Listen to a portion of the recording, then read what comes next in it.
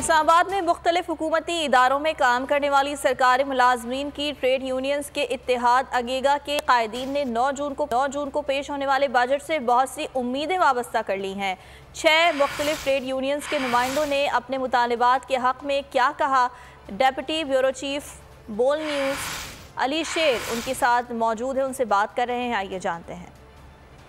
बिल्कुल 9 जून को कौमी बजट पेश किया जा रहा है और उस बजट से जो तवक्कुआत हैं, जो मुतालबात हैं, मुख्तलिफ तबकात से ज़िंदगी के मुख्तलिफ तबकात जो हैं वो अपना इजहार कर रहे हैं, अपने मुतालबात पेश कर रहे हैं। इस वक्त गवर्नमेंट की मुख्तलिफ इदारों में काम करने वाली मुख्तलिफ यूनियंस के इत्तेहाद और मुख्तलिफ यूनियंस के नुमाइंदे जो है वो हमारे साथ मौजूद हैं। इनसे पूछते हैं।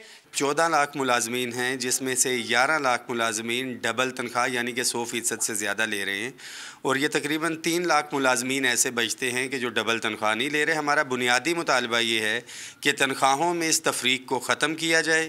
मेरा मुतालबा यह है कि हमारे CDA के अंदर 17 एंड अबव को 150% एग्जेक्टिव अलाउंस दिया गया है, जबकि जो हमारे 1 से 16 तक गेस्टेड और नॉन गेस्टेड जो लोग हैं उनको नहीं दिया गया।